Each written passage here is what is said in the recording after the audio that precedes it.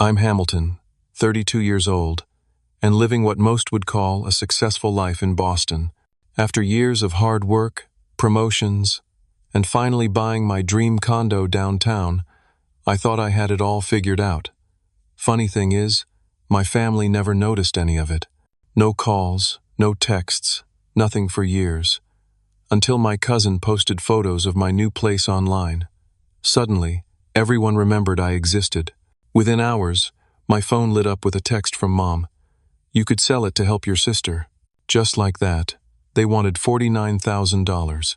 Before I get into this story, let me know where you're watching from in the comments.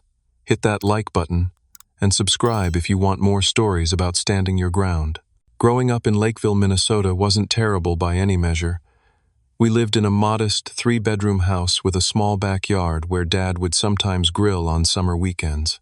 My parents, Frank and Diane, were hardworking people who maintained steady jobs. Dad worked as an insurance salesman, while Mom taught 4th grade at the local elementary school. On the surface, we were your typical middle-class American family, complete with yearly road trips to nearby states and occasional barbecues with neighbors. But beneath that ordinary facade, there was always something missing for me. From my earliest memories, it was clear that my sister Jessica held a special place in my parents' hearts that I could never quite reach.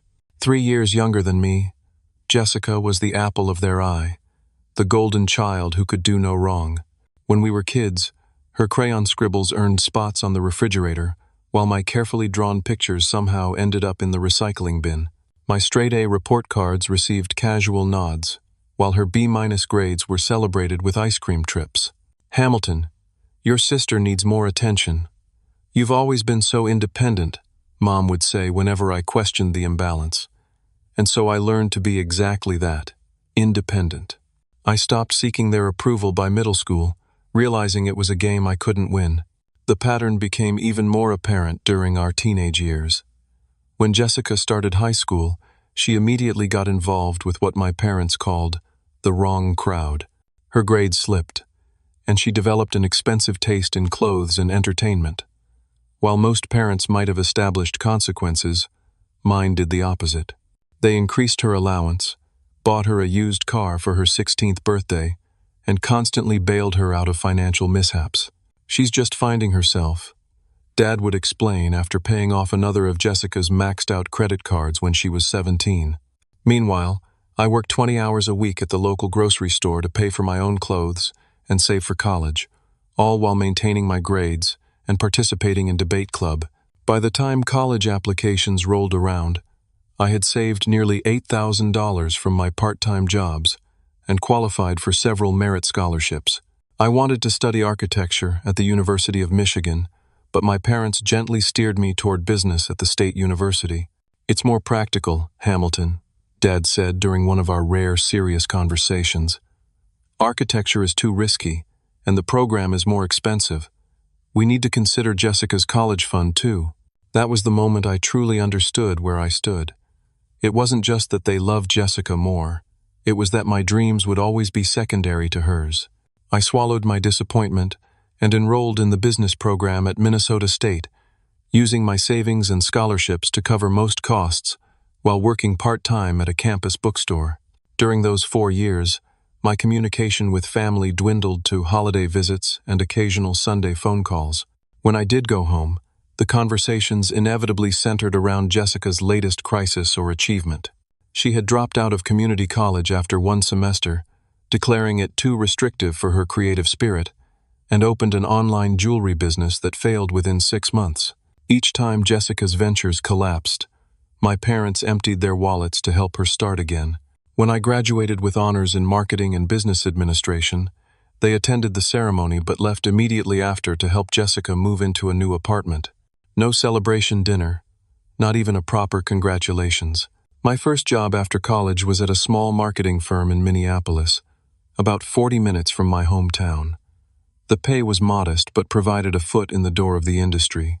I found a small apartment with a roommate and began building my professional life. During my first year there, I landed several small accounts and even received a minor promotion to junior account manager. When I called home to share the news, Dad said. "That's nice, son," before quickly shifting the conversation to Jessica's latest venture, a handmade soap business that was really taking off.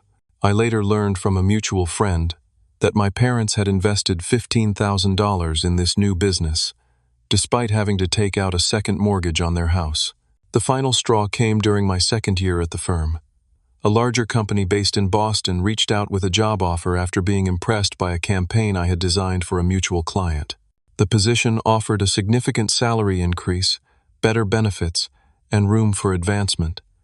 It was an opportunity I couldn't pass up, though it meant moving over 1,000 miles away. I invited my parents and Jessica to a goodbye dinner at a nice restaurant in Minneapolis. Dad checked his watch every 15 minutes. Mom asked more questions about the restaurant's decor than my new job, and Jessica showed up an hour late, immediately dominating the conversation with news of her engagement to Tyler, a man she'd been dating for just 3 months. "We're thinking about a spring wedding," Jessica announced, flashing a sizable diamond ring that I knew neither she nor her unemployed boyfriend could afford. Mom and Dad already promised to help with the deposit for the venue. I sat there, picking at my uneaten dessert, realizing that no one had even asked when I was leaving for Boston or expressed any sadness about my departure. The check came. My father reluctantly paid after I had already offered twice, and we parted with awkward hugs in the parking lot. "Keep in touch," Mom said casually, as if I were going on a weekend trip rather than moving across the country. That night, I packed the last of my boxes and made peace with the fact that I was truly on my own now. Perhaps it had always been that way, and moving to Boston was just making it official. My first few months in Boston were harder than I had anticipated. The marketing firm, Bright Path Solutions, operated at a much faster pace than my previous employer. Projects that would have taken weeks to complete in Minneapolis were expected in days. My small studio apartment in Allston cost nearly twice what I'd paid in Minnesota, and despite the salary increase, my budget was tight. Boston itself felt overwhelming at first. The winding streets that defied the logical grid system I was used to, the aggressive drivers, the distinct neighborhoods, each with their own character and unspoken rules. I got lost frequently, both literally on the confusing streets and figuratively in trying to find my place in this historic city that seemed to have no space for newcomers. During those first lonely months, I tried to maintain regular contact with my family. I called home every Sunday evening, sent photos of my new workplace and apartment, even mailed Minnesota-themed gifts to remind them of me. The responses were increasingly sporadic and brief. "Sorry, can't talk long. We're helping Jessica plan the wedding," became Mom's standard greeting when she bothered to answer at all. Dad rarely came to the phone anymore, always supposedly busy with some household repair or watching a game that couldn't be paused. Jessica's wedding came and went without me. The invitation arrived just 2 weeks before the date, with a handwritten note. Short notice, I know, but we had to move it up. No pressure to come all that way. I later discovered through social media posts that the wedding had been planned for months. My absence was convenient, saving them the cost of another plate at the reception and the awkwardness of explaining who I was to Tyler's family. As my first year in Boston turned into 2 and then 3, my professional life began to flourish in inverse proportion to my family relationships. I was assigned to larger accounts, received positive performance reviews, and built a reputation for creative solutions to marketing challenges. My boss, Stephanie Wilson, became something of a mentor, advocating for my ideas in meetings with senior management and providing guidance on navigating corporate politics. "You have a unique perspective, Hamilton," she told me during my second-year review. "You see angles others miss. Don't lose that." With her endorsement, I was promoted to senior account manager and given lead responsibility for one of our biggest clients, a tech startup developing innovative home automation systems. The campaign I developed for their product launch exceeded all expectations, generating triple the projected media coverage and significantly boosting sales. This success led to another promotion, this time to Associate Creative Director, with a substantial salary increase and my own small team to manage. I moved to a better apartment in Cambridge, made friends through work in a recreational soccer league, and slowly built a life that felt meaningful and satisfying. Meanwhile, Back in Minnesota, Jessica's life continued its predictable pattern of chaos. Her marriage to Tyler quickly revealed itself to be what everyone but my parents had predicted: a disaster.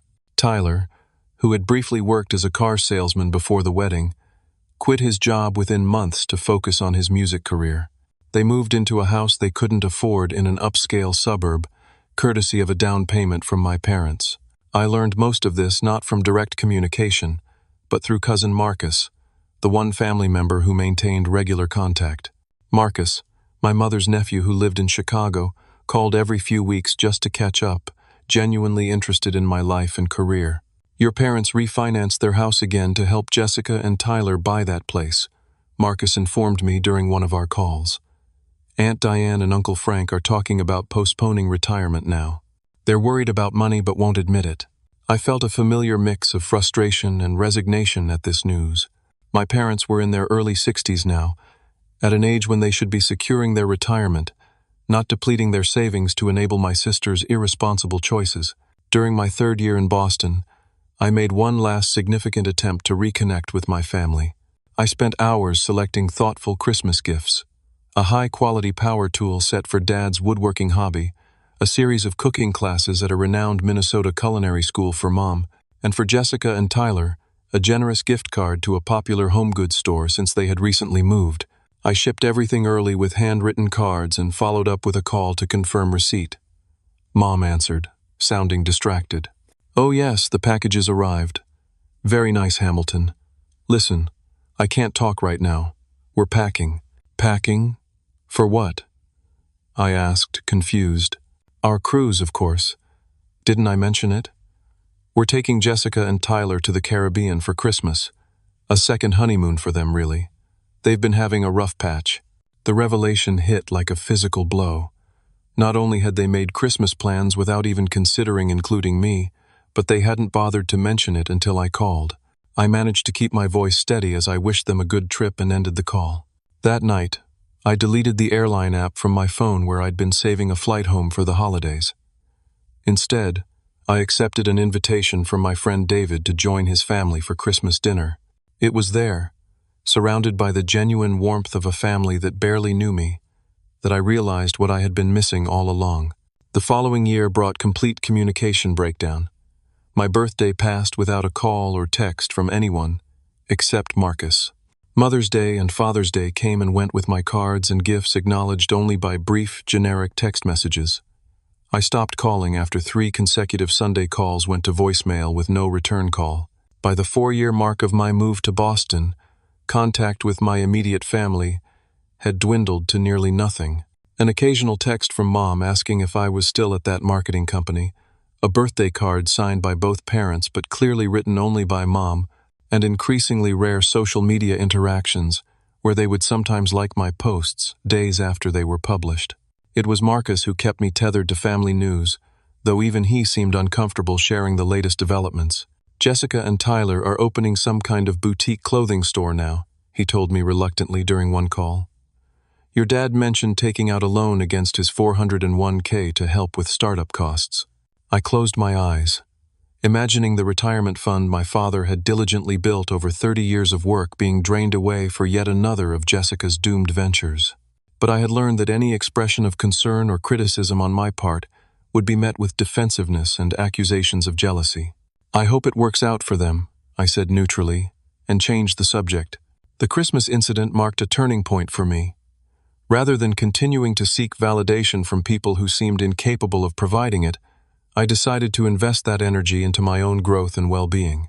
On the recommendation of my friend David, I began seeing Dr. Patricia Logan, a therapist specializing in family dynamics and personal development. "What you're describing sounds like a classic golden child and scapegoat dynamic," Dr. Logan explained during one of our early sessions. "It's not about you personally. These are roles that developed in your family system, and they're incredibly difficult to change from within the system." Through weekly sessions, I began to understand how these patterns had shaped my self-perception and behavior. I had become the perpetual caretaker, the responsible one who needed no support because I was so independent. I had internalized the message that my needs were secondary, that achievement alone wasn't enough to merit attention or care. Your worth isn't determined by your family's ability to recognize it, Dr. Logan told me during a particularly difficult session, and you don't need to keep proving yourself to people who have shown they can't or won't see you. This realization was both liberating and painful. I mourned the family relationship I had always wanted but never had, while simultaneously freeing myself from the exhausting cycle of seeking their approval. I focused instead on building authentic connections with people who valued me as I was. My friendship circle expanded beyond work colleagues to include members of my soccer league, neighbors in my apartment building, and a book club I joined at the local library. I made a conscious effort to be vulnerable and authentic in these relationships, sharing not just my successes but also my struggles and fears. To my surprise, this openness was met not with rejection but with reciprocal trust and deepening connections. As my personal life stabilized, my professional trajectory continued upward.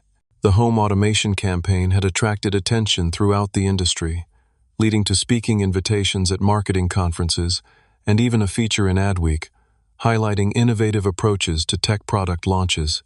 Stephanie, my mentor, approached me about leading a new division focused specifically on emerging technology clients. The promotion to creative director came with significantly increased responsibilities and a substantial salary bump that placed me in a financial bracket I had never imagined reaching before 40. "You've earned this, Hamilton," Stephanie said, as she offered me the position. "Your work speaks for itself, and the entire executive team recognizes your value to the company." Those words meant more than she could know. To be seen, appreciated, and rewarded based solely on my own merit was a novel experience after years of being overlooked. I accepted the position and threw myself into building my new team and division. With my increased income, I began making strategic financial decisions. I maximized my 401k contributions, opened additional investment accounts, and worked with a financial advisor to create a comprehensive plan for building long-term wealth. I lived well below my means, maintaining my moderately priced Cambridge apartment while saving aggressively. After 2 years of disciplined saving and watching the Boston real estate market, I had accumulated enough for a substantial down payment on a property. I worked with a realtor to find the perfect place, a 2-bedroom condo in a renovated historic building in Boston's South End neighborhood. The property featured high ceilings, exposed brick walls, hardwood floors, and large windows overlooking a tree-lined street. The building included amenities like a small fitness center, rooftop deck, and secure parking, rarities in Boston real estate. The purchase price stretched my budget to its limit, but my financial advisor confirmed it was a sound investment in one of the city's most desirable and appreciating neighborhoods. The day I signed the closing documents and received the keys, I felt a profound sense of accomplishment and stability. This place was mine, earned through my own efforts, a tangible manifestation of the life I had built for myself. I spent the next month personalizing the space, selecting furniture that complemented the character of the building while reflecting my own taste. I created a comfortable guest bedroom for when friends visited and a small home office where I could work during late evenings or weekends. The kitchen, with its granite countertops and stainless steel appliances, inspired me to improve my cooking skills, and I began hosting small dinner parties for friends and colleagues. During this period of personal growth and achievement, Marcus remained my one consistent family connection. Unlike my parents and Jessica, he seemed genuinely happy for my successes and supportive during challenges. He had followed a similar path, moving away from our hometown to build a successful career as an architectural engineer in Chicago. Our phone conversations evolved into video calls, and we established a tradition of visiting each other's cities at least once a year. During his visits to Boston, I would show him my favorite neighborhoods, restaurants, and hidden gems I had discovered over the years. He did the same when I visited Chicago, proudly guiding me through the architectural wonders of his adopted city. When I moved into my new condo, Marcus was the first person I invited to visit. He immediately arranged to take a long weekend off work and flew to Boston. I picked him up at the airport on a Friday evening in early spring, excited to show him not just my new home but the life I had built. "This city suits you," Marcus observed as we drove from the airport through the illuminated streets of nighttime Boston. "You seem more yourself here than you ever did back home." I nodded, realizing the truth in his observation. I think I needed the distance to figure out who I am without trying to fit into the role my family had created for me. That weekend, I gave Marcus the full tour of my life in Boston. We visited my office, where he met Stephanie and other colleagues who had become friends. We played a casual match with my soccer team, ate at my favorite neighborhood restaurants, and spent evenings on my new rooftop deck sharing drinks and conversations about our lives. On Saturday afternoon, Marcus took several photos of me in my new condo, capturing my genuine happiness as I showed him different features of the space. There was one particular shot of me standing by the large living room windows, the city skyline visible behind me, that perfectly captured how I felt, established, confident, at home. Mind if I post a few of these? Marcus asked as he scrolled through the photos. People back home should see how well you're doing. I hesitated momentarily, thinking about how little my family had seemed to care about my life for the past 5 years. But then I shrugged. Sure, why not? It's not like they pay attention to what I'm up to anyway. Neither of us could have predicted how significantly that casual permission would disrupt the careful balance I had established between my past and present lives. Marcus left Boston late Sunday afternoon after a weekend filled with good food, laughter, and the kind of conversations that leave you feeling understood and appreciated. After dropping him at the airport, I returned to my condo feeling grateful for his visit and the genuine connection we maintained despite the distance. Monday morning found me back at work, immersed in client meetings and creative briefings. It wasn't until I took a late lunch break and checked my phone that I noticed something unusual. I had 27 new notifications across various social media platforms and 5 text messages from numbers I rarely heard from. Confused, I opened the most recent text first, from a distant aunt on my father's side, who had never before contacted me directly. Hamilton, your place looks amazing. So proud of your success in the big city. Similar messages filled my notification center. Cousins I hadn't spoken to in years, former high school classmates, distant relatives, all suddenly interested in my life and commenting on my gorgeous condo and impressive view. I navigated to Marcus's profile and found the source of the sudden attention. He had posted a series of photos from our weekend, including several of my new home. The main image showed me standing in my living room with the floor-to-ceiling windows, showcasing the Boston skyline behind me. Another captured me preparing dinner in the kitchen, and a third showed us enjoying drinks on the rooftop deck with the city lights twinkling below. His caption read, "Awesome weekend visiting my cousin Hamilton in Boston. So proud of everything he's accomplished. Killer job, amazing new condo, and still the same down-to-earth guy he's always been. Some people just know how to do life right." The post had garnered over 100 likes and dozens of comments, many from people in our hometown or extended family circle. I scrolled through them, noting the sudden interest from people who had shown none during my years of building this life. It was flattering, but also somewhat disconcerting, as if my existence had only become real to them when presented as a success story on social media. I responded to a few messages, keeping my replies brief but polite, then returned to work. Throughout the afternoon, my phone continued to buzz with notifications, which I mostly ignored until I saw a name that made my heart skip: Mom. It was the first direct contact from her in over 6 months. The text was casual, as if we spoke regularly. "Hamilton, your place looks lovely. When did you move? Is it in a good neighborhood? Must have been expensive in Boston." I stared at the message, a complex mix of emotions rising within me. After years of minimal interest in my life, she was suddenly curious about my living situation, specifically about its cost. I waited until after work to respond, keeping my answer factual but vague. "Thanks. Moved in last month. South End area, very safe. Boston real estate is definitely pricey but worth the investment." Her response came quickly, which was unusual in itself. "It looks very fancy. Did you buy or rent? Your father and I were just talking about how impressed we are."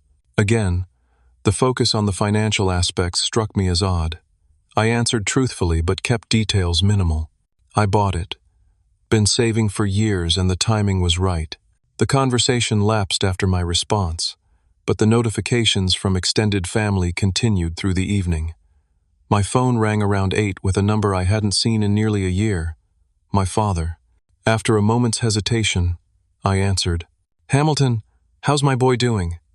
His voice boomed with an enthusiasm I couldn't recall hearing directed at me before. "I'm doing well, Dad. How are you and Mom?" "Oh, we're hanging in there. You know how it is at our age," he chuckled. "Say, we saw those pictures Marcus posted. Quite a place you've got yourself there. You must be doing really well at that company." "The company's been good to me," I replied, noting how quickly he had shifted the conversation to my financial situation. "That's wonderful, son. Just wonderful." A brief pause followed. "Listen, we should catch up properly. It's been too long."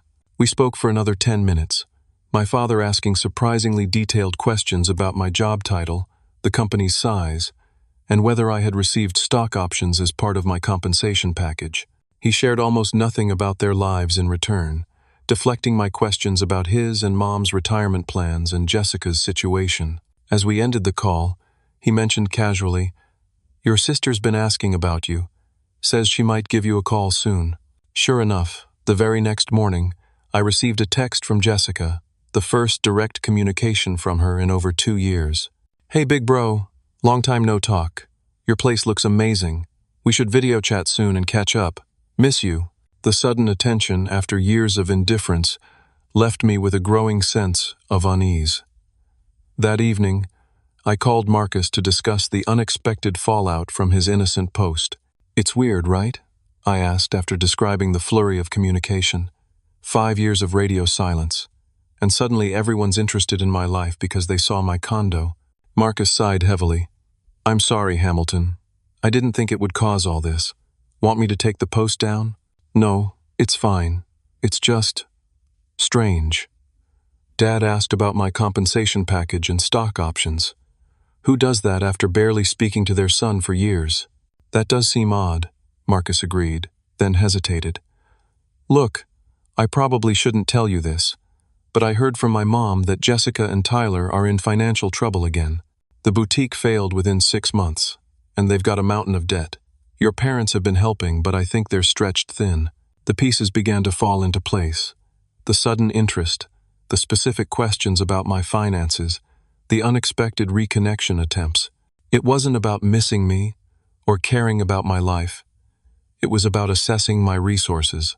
My suspicion was confirmed the following day when I received another text from my mother, this one more direct than the last.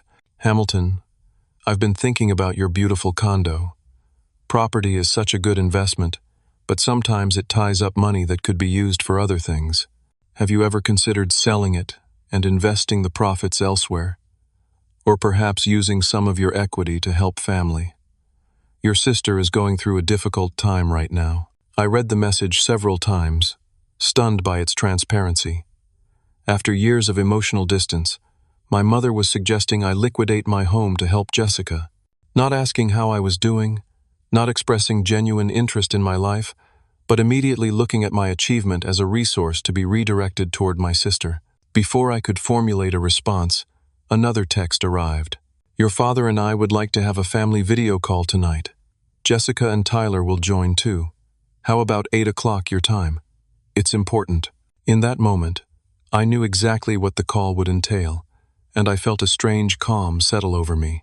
Years of therapy and personal growth had prepared me for this confrontation, though I never expected it would come in quite this form. I texted back a simple, "I'll be there," and spent the rest of the day mentally preparing for what was to come. At precisely 8 o'clock that evening, my laptop chimed with an incoming video call. I had positioned myself at my dining table with a neutral background, dressed casually but professionally in a light blue button-down shirt. I took a deep breath and accepted the call. 4 faces appeared on my screen, my parents sitting together on their living room sofa, and Jessica and Tyler in what appeared to be their kitchen. My mother's face brightened with a smile that didn't quite reach her eyes. "Hamilton, there you are. It's so good to see you. You look well," she said, as if we regularly had these family video chats. "It's been a while," I replied neutrally. "How is everyone?" What followed was 20 minutes of strained small talk. My father asked superficial questions about Boston's weather and sports teams. My mother commented on my appearance, noting I had filled out in a healthy way since she last saw me. Jessica dominated much of the conversation with stories about her friends and social activities, carefully avoiding any mention of her failed business ventures. Throughout this exchange, I noticed Tyler fidgeting uncomfortably in his seat, occasionally glancing at something off-screen. He had aged considerably since the photos I'd seen from their wedding 5 years ago. His once trendy haircut had receded into a premature bald spot, and stress lines marked his forehead. Finally, after exhausting the safe topics, my mother cleared her throat and shifted forward on the sofa. "Hamilton, we wanted to talk to you about something important. A family matter." I nodded, waiting. "As you know, family should always be there for each other," she began, her voice taking on the lecturing tone I remembered from childhood. "Your father and I have always done everything we could to support both our children." My father nodded solemnly beside her. "Through thick and thin," he added. "Jessica and Tyler are going through a challenging time right now," my mother continued. "The economy has been difficult for small business owners, and unfortunately, their boutique has had to close." Jessica interjected. "The location was terrible. The landlord promised foot traffic that never materialized, and our marketing company completely failed us."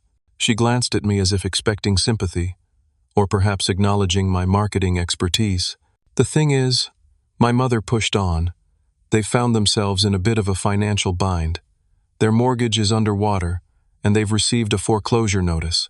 Tyler spoke for the first time, his voice strained. "We're 3 months behind. The bank won't work with us anymore. We've done everything we can to help," my father added. "But your mother and I are facing our own challenges. The second mortgage, the loans for Jessica's business. Our retirement accounts aren't what they should be at this stage." The setup was complete, and I could see where this was heading.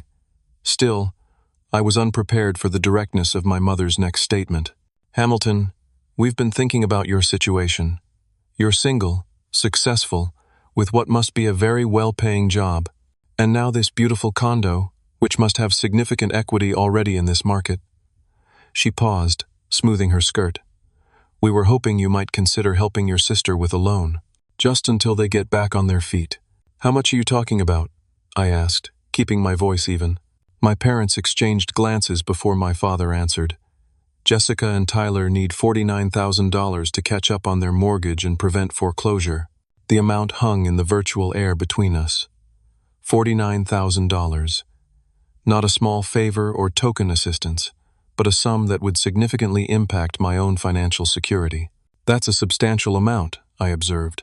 "Well, for someone in your position, it's probably not that much," Jessica chimed in, a hint of the entitlement I remembered coloring her tone. "You could probably just take out a home equity loan or something. You wouldn't even feel it. Or you could sell the condo," my mother suggested casually, as if recommending I change my shirt. "Property in Boston must be worth a fortune. You could help Jessica, have plenty left over for a smaller place, and still have a nice investment." I sat in stunned silence for a moment, trying to process the audacity of what I was hearing. After years of minimal contact, after missing every important milestone in my adult life, they were suggesting I sell my home or take on significant debt to rescue Jessica from yet another financial disaster. "Let me understand this correctly," I said slowly. "You're asking me to either go into debt or sell my home to provide $49,000 to help Jessica and Tyler keep a house they can't afford?" "When you put it like that, it sounds so cold," my mother replied, frowning. "This is your sister, Hamilton. Family helps family. Your father and I have always taught you that. And this would be a loan," my father added quickly. "They'd pay you back, of course, once they get back on their feet." I looked at Jessica and Tyler. "Like the loans Mom and Dad have given you over the years? Have those been repaid?" Jessica's face flushed. "That's different. They're our parents. And I'm just your brother who you haven't spoken to in 2 years," I replied, feeling a strange calm despite the tension, "until you saw my condo on social media." "Now, Hamilton," my father interjected with a warning tone. "There's no need to be petty. We're all busy with our own lives. Communication goes both ways." I took a deep breath, recognizing the familiar pattern of deflection and guilt. "I need some time to think about this," I said finally. "It's a significant request, and I'd want to review my finances carefully before making any commitment. Relief visibly washed over my parents' faces. They had expected immediate resistance and were pleased with what they perceived as openness to their request. "Of course, take your time," my mother said magnanimously, "but the foreclosure proceedings are moving forward, so sooner would be better than later." We ended the call shortly after, with promises to reconnect in a few days. As soon as the screen went dark, I felt a wave of emotions crash over me. Anger at the presumption, hurt at the transactional nature of their sudden interest in my life, and a deep sadness for the family relationship I had always wished for but clearly would never have. I immediately called my closest friend David, who had witnessed my family dynamics from a distance over the years. "They want you to do what?" he exclaimed after I recounted the conversation. "After all this time? That's beyond entitled. Hamilton, that's delusional." His indignation was validating but didn't help me decide how to respond. The following day, I scheduled an emergency session with Dr. Logan, my therapist. "What are your thoughts about their request?" she asked after I described the situation. "Part of me wants to help because that's what I've always done. It's the role I've played my whole life," I admitted. "But another part feels like this would just be enabling the same dysfunctional patterns that have been hurting all of us for years." Dr. Logan nodded thoughtfully. "Those patterns won't change unless someone changes their participation in them. What would saying yes mean for you emotionally, and what would saying no represent?" Those questions stayed with me for days as I wrestled with my decision. Saying yes would mean sacrificing my own financial security to maintain a toxic status quo. Saying no would mean finally breaking the pattern of being the responsible one who sacrifices for Jessica's irresponsibility. As I contemplated these options, I received daily texts from my mother with increasing urgency, reminders that time was running out for Jessica and Tyler. My father called twice, his tone oscillating between gentle persuasion and subtle guilt trips about family obligation. Jessica sent late-night messages describing their fear of homelessness and the impact foreclosure would have on their credit. "We'd never be able to recover," she wrote. "You're our only hope, Hamilton." The pressure was relentless, but it also clarified something important. This wasn't really about money. It was about roles and expectations, about a family system that had always prioritized one child's needs over the others. And for the first time in my life, I felt ready to challenge that system directly. The 5 days following the initial video call were a whirlwind of emotions and introspection. Each text from my mother increased my resolve to address the deeper issues at play rather than simply responding to the financial request. Each voicemail from my father, filled with thinly veiled manipulation about family duty, strengthened my determination to establish healthy boundaries. I knew I needed more information before confronting my family, so I called the one person who could provide an unfiltered perspective. "Marcus, I need the real story about Jessica and Tyler's situation," I said when he answered. "Not the version my parents are telling me." Marcus sighed heavily. "I was afraid this would happen. Look, Hamilton, it's worse than they're probably admitting, but not in the way you might think." He proceeded to share what he had learned through family channels. Jessica and Tyler had indeed started a boutique clothing store, funded primarily by my parents' retirement savings. But its failure wasn't simply due to poor location or bad marketing as they had claimed. They were taking inventory and cash from the business for personal expenses, Marcus explained. Designer clothes, a boat they couldn't afford, weekend trips to Cancun. My mom saw their social media posts and mentioned how weird it was that they were living so lavishly while supposedly struggling with the business. This aligned with patterns I had observed throughout Jessica's adult life. Businesses started with enthusiasm but managed irresponsibly. Financial support from my parents diverted to lifestyle upgrades rather than business development, and a consistent refusal to accept accountability for failures. "What about the foreclosure?" I asked. "Is that real?" "The house is definitely in foreclosure," Marcus confirmed. "But from what I've heard, they've been underwater for over a year. They stopped making payments consistently long before the boutique closed. They've received multiple warnings and had several chances to work out payment plans with the bank."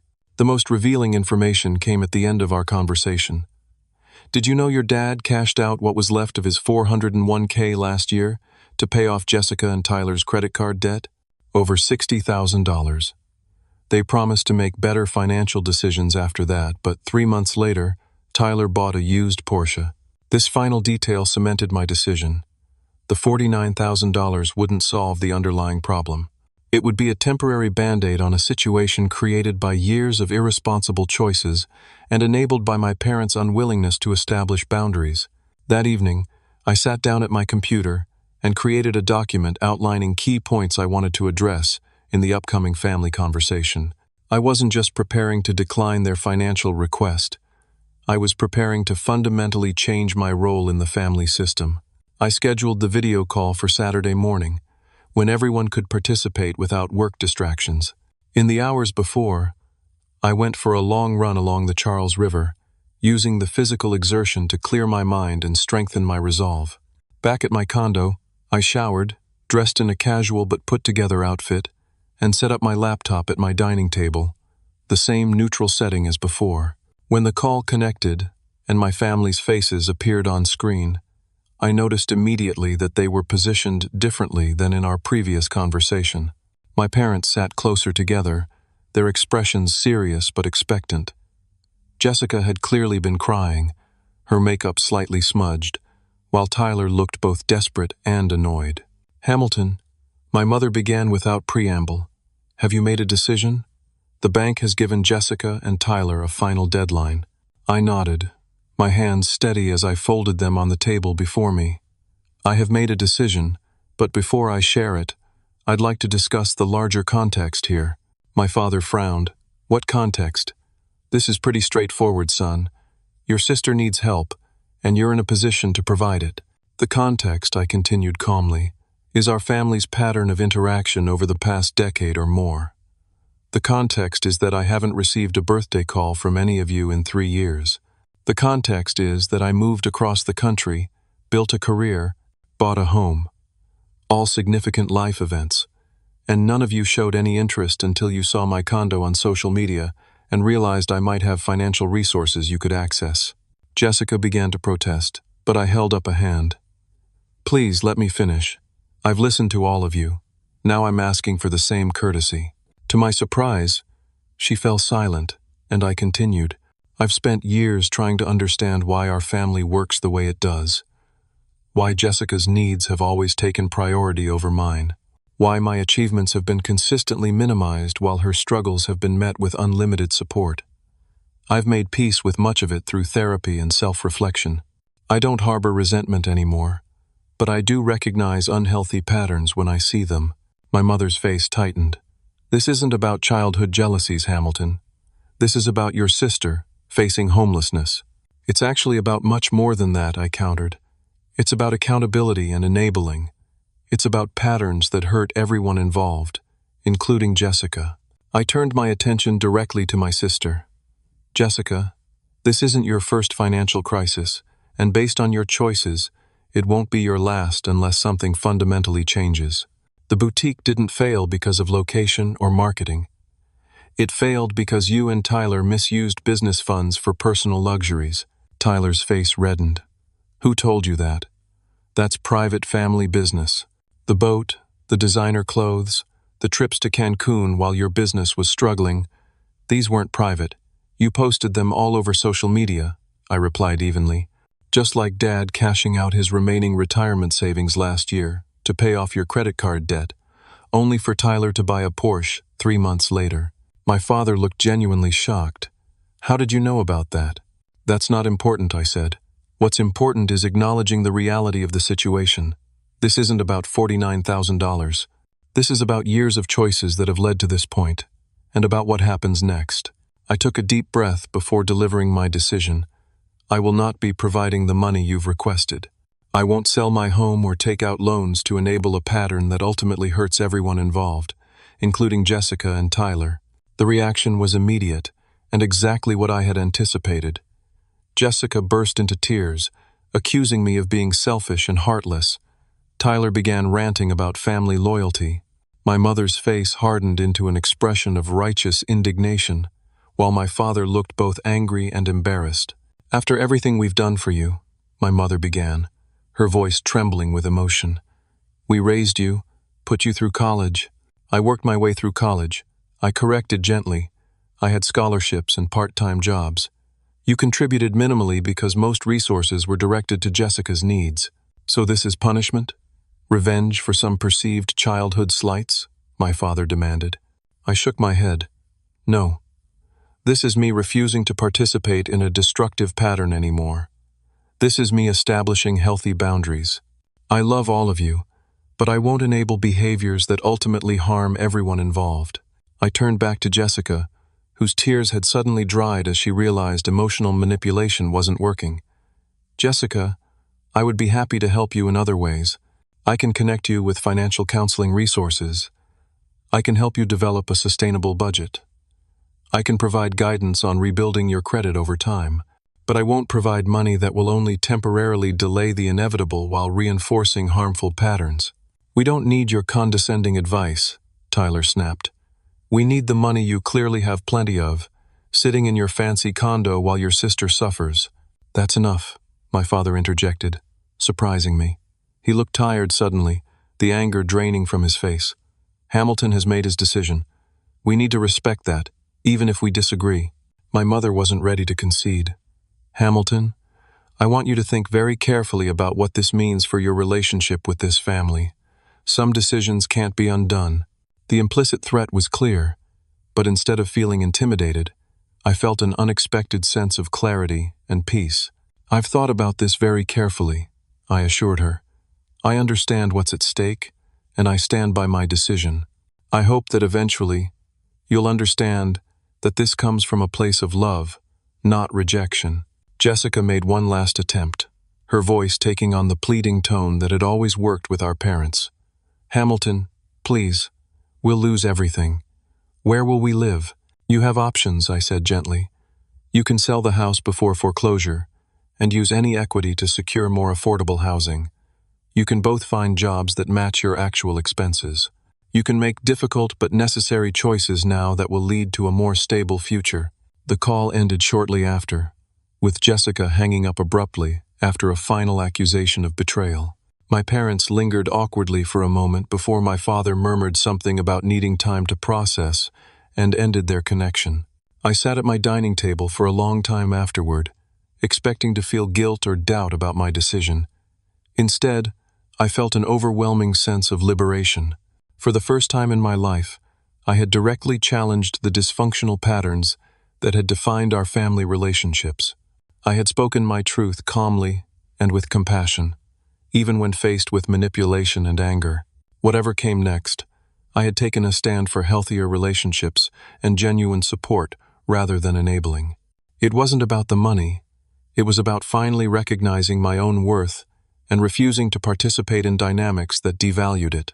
The confrontation had been painful, but it felt like a necessary step toward authenticity and healing, if not for my entire family, then at least for me. The hours immediately following the video call were strangely quiet. I had expected a barrage of angry texts and calls, but instead encountered silence. This temporary peace ended the next morning when my phone began buzzing with notifications shortly after sunrise. First came a lengthy text from my mother, oscillating between guilt trips, "After all we sacrificed for you," and dire predictions about Jessica's future. My father followed with a voicemail, his tone more resigned than angry, suggesting I had disappointed the entire family but that he hoped I would come to my senses soon. The most volatile reaction came from Jessica, who sent a series of increasingly hostile messages accusing me of enjoying her suffering and being jealous of her life. The final text read simply, "I hope your fancy condo makes up for not having a family anymore." I read each message and listen to every voicemail, acknowledging the emotions behind them without allowing them to dictate my own. Years of therapy had taught me to recognize these reactions as the predictable response of a system resisting change. Their anger wasn't really about the money. It was about my refusal to play my assigned role. As the day progressed, the family conflict expanded beyond my immediate family. Aunts, uncles, and cousins began taking sides, many without knowing the full story. Some sent messages of support, having witnessed the dynamics from the outside for years. Others condemned my selfishness and lack of family loyalty, clearly having heard only my parents' version of events. Rather than engaging with this widening drama, I reached out to the people who had become my chosen family over the years. David came over that evening with takeout and a sympathetic ear. My friend Alicia, who had faced similar family dynamics, called to check in and validate my decision. Colleagues who had become friends offered support and distraction through invitations to dinners and weekend activities. Most importantly, Marcus contacted me with words of encouragement that meant more than he could know. "I'm proud of you," he said during our call. "What you did was incredibly difficult but necessary. For what it's worth, I think you made the right decision." His support was particularly meaningful because he understood the full context of our family history and still stood by me. We talked at length about the complicated feelings that arise when establishing boundaries with family, the mixture of liberation and loss that accompanies such decisions. "It gets easier," he assured me, "and you've created space for something healthier to potentially grow in the future." The professional support system I had built also proved invaluable during this period. Dr. Logan scheduled an additional session to help me process the confrontation and its aftermath. "What you're experiencing is a form of grief," she explained during our meeting. "You're mourning the family relationship you wished you had, while simultaneously establishing boundaries with the family relationship you actually have. Both processes involve loss and adjustment." She helped me develop strategies for managing the continued pressure from family members and the uncomfortable emotions that surfaced. Most importantly, she reinforced that maintaining boundaries wasn't selfish but essential for authentic relationships. "Healthy boundaries aren't walls," she reminded me. "They're bridges that allow for connection while protecting your well-being. Your family may eventually learn to cross that bridge respectfully, or they may not. Either way, you've done what's necessary for your own health." 2 weeks after the confrontation, the tone of communication from my family began to shift. The angry accusations gave way to attempts at reconciliation, though these often contained subtle manipulations. My mother called with a voice full of tears, speaking of family unity and forgiveness. My father sent an email suggesting we put this unfortunate misunderstanding behind us. Jessica's approach was the most transparent. After her initial fury subsided, she sent a message that read partly as an apology, but ended with another request for financial help, albeit a smaller amount. "Even 10,000 would make a huge difference right now," she wrote, as if the entire confrontation had been merely a negotiation tactic. I responded to each communication with calm consistency, acknowledging their feelings while maintaining my boundaries. To Jessica's reduced request, I reiterated my offer to help with financial planning and resources, but not with direct monetary assistance. The situation with their house resolved itself in ways I hadn't anticipated. Through Marcus, I learned that my parents had ultimately reached out to other family members and pooled resources to make a partial payment to the bank, buying Jessica and Tyler more time. In the end, they sold the house in a short sale, taking a significant loss but avoiding foreclosure on their credit record. They moved into a much more modest apartment, and for the first time in their adult lives, both Jessica and Tyler found steady employment. Tyler took a position at a local car dealership, ironically selling the luxury vehicles he could no longer afford, while Jessica began working as an administrative assistant at a law firm. Approximately 6 months after our confrontation, I received an unexpected email from my father. Unlike his previous communications, this one contained no guilt trips or manipulations. Instead, it offered a glimpse of reflection I hadn't thought possible. "I've been thinking a lot about our family dynamics," he wrote. "Your mother wouldn't want me sharing this, but I've realized there might be some truth to what you said about how we've treated you and Jessica differently over the years. It wasn't intentional. Jessica always seemed to need more help, and you were so capable. I think we took your stability for granted." He went on to share that he and my mother had begun seeing a counselor to address their financial issues and relationship challenges. "The foreclosure scare was a wake-up call," he admitted. "We're learning to say no to Jessica, which hasn't been easy. She's not speaking to us right now, which feels familiar after what happened with you." The email ended with a tentative question about whether we might start rebuilding our relationship, perhaps with a phone call every few weeks. It wasn't an explicit apology, but it represented a level of awareness I hadn't expected, and a willingness to change that seemed genuine. I responded affirmatively to his suggestion, and we established a Sunday evening call every other week. These conversations were initially awkward and surface level, but over time, they developed into more authentic exchanges. My mother occasionally joined, though she struggled more than my father to acknowledge the past patterns. My relationship with Jessica remained distant. She reached out sporadically with superficial messages, but showed little interest in developing a deeper connection. I accepted this reality with a combination of sadness and understanding. Some relationships could heal and evolve. Others might remain limited by the other person's capacity for growth. A year after the confrontation that changed everything, I found myself in a place of unexpected peace. My career continued to flourish, my personal relationships deepened, and my life in Boston felt increasingly fulfilling. The boundaries I had established with my family remained intact, but they had evolved from rigid defenses into flexible guidelines that allowed for genuine, if limited, connection. The most profound change wasn't in my external circumstances, but in my internal landscape. I no longer measured my worth by my family's recognition or approval. I had learned to value my own journey and achievements without needing external validation. Most importantly, I had discovered that standing firm in my truth, even when painful, could lead to growth and healing that passive acceptance never would.